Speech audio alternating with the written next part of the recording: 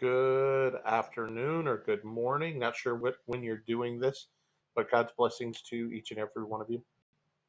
This is our grammar lesson for today. We're in chapter 7. This is lesson 1. It's a pretty long lesson, so we're not going to do the whole thing today. We'll do probably about half of it today and do the other half tomorrow. So we're going to do this video. Actually, might be videos. We're going to do it in segments because of how long the lesson is. So you'll probably have more than one video to watch as part of the first part of this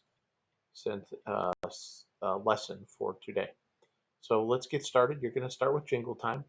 Okay, this is a new jingle. They're going to want you to practice jingles 14 and 15.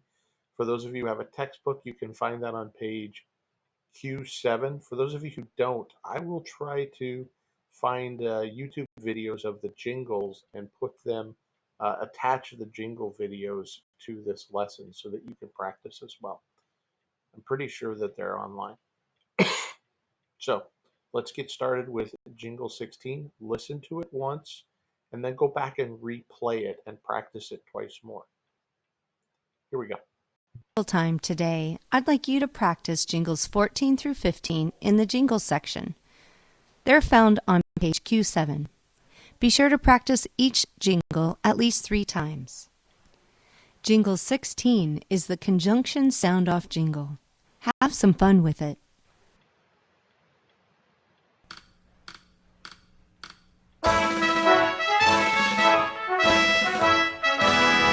Conjunctions are a part of speech. Conjunctions are a part of speech. To join words or sentences is quite a feat. To join words or sentences is quite a feat. Sound off. Conjunctions. Sound off. And or but. There are many conjunctions, but 3 stand out. There are many conjunctions, but 3 stand out. Put your hands together and give a shout. Put your hands together and give a shout. Sound off. Conjunctions. Sound off. And or but. Sound off. Conjunctions.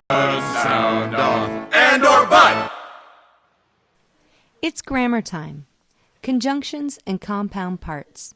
Today you will learn a new way to make simple sentences more interesting. Okay, just a quick heads up. I will attach notes with references 95 and 96 to this lesson so that you can see those, as well as the new abbreviation you're going to have for labeling. So just be aware of that.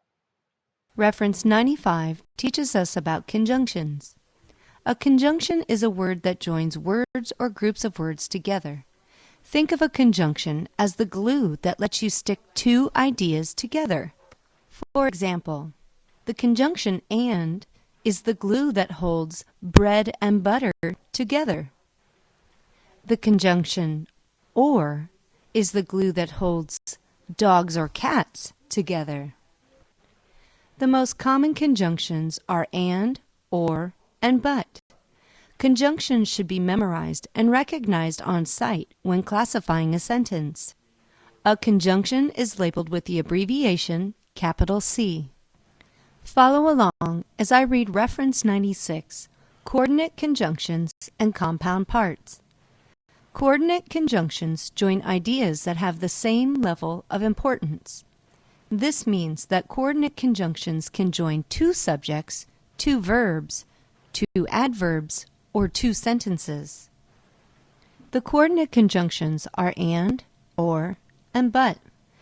Each is used in a different way. Let's take a closer look. And connects words.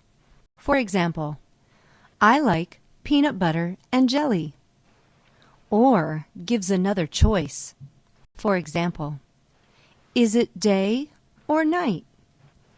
But shows a contrast between words. For example, that snake is beautiful, but dangerous. Words joined by a coordinate conjunction are called compound parts. Almost any part of a sentence can be compound, but compound subjects and compound verbs are the most common.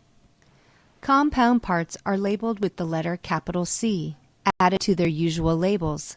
Study the following examples. Capital CSN stands for compound subject noun.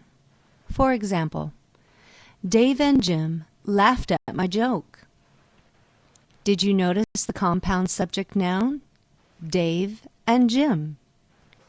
Capital CSP stands for compound subject pronoun. For example, she or I will wait for you outside. Notice she or I is the compound subject pronoun. Capital CV stands for compound verb. Natalie sang and danced at the talent show.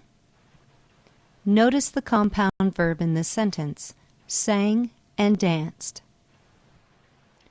Notice that the capital C has been added to the adverb label to tell us that we have a compound adverb.